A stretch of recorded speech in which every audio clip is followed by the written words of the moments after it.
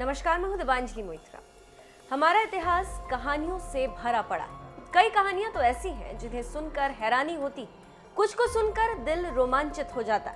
आज हम कहानियों के इस सफर में आपको एक ऐसी कहानी बताएंगे जिसे सुनकर आप कहेंगे कि आखिर ये कैसे हो गया। ये कहानी इसलिए भी रोमांच से भरी हुई है क्योंकि इस कहानी का संबंध मुगल बादशाह औरंगजेब से।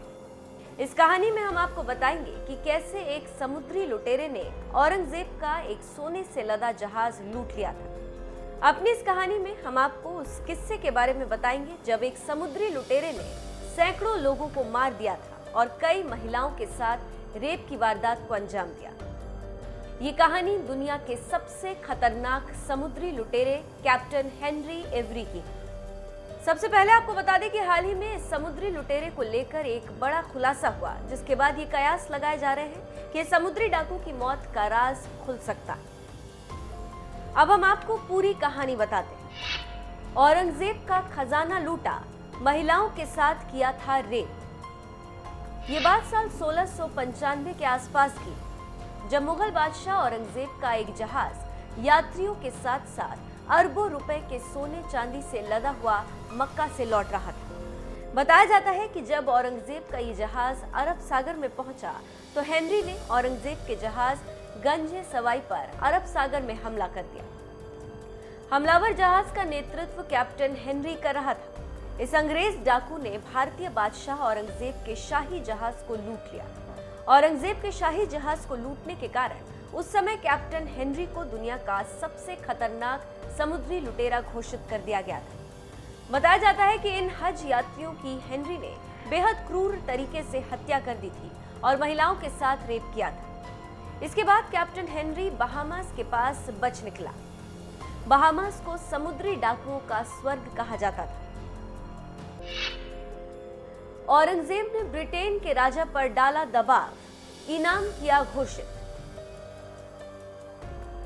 ऐतिहासिक तथ्यों के मुताबिक जब बादशाह औरंगजेब को इस हमले और महिलाओं के साथ हुए इस अपराध के बारे में पता चला तो उन्होंने ब्रिटेन के तत्कालीन राजा विलियम तृतीय पर दबाव डालकर उसे पकड़ने की बात कही। औरंगजेब के दबाव के बाद ब्रिटेन की ईस्ट इंडिया कंपनी ने कैप्टन हेनरी के सिर पर बड़ा इनाम घोषित किया। इसके पीछे की वजह ये मानी जाती है कि उस वक्त ईस्ट इंडिया कंपनी भारत में व्यापार करती थी। इस वजह से उसे मजबूरन ये कदम उठाना पड़ा। वैसे बताया जाता है कि कैप्टन हेनरी उसके बाद कभी पकड़ा नहीं गया। इतिहासकारों का मानना है कि उस घटना के बाद कैप्टन हेनरी 1696 में आयरलैंड चला गया था।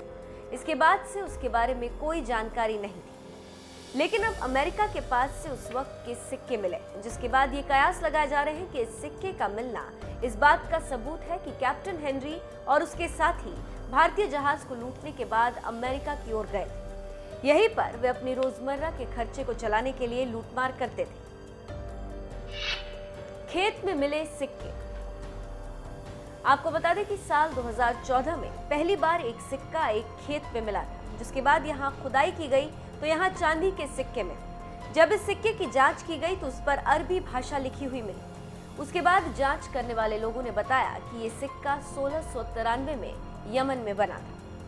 उसके बाद खोजकर्ताओं का माथा ठनका, क्योंकि जिस वक्त का ये सिक्का था उस समय अमेरिका का खाड़ी के देशों के साथ कोई व्यापार नहीं होता था। तो फिर ये सिक्का अमेरिका की धरती पर कैसे पहुंचा?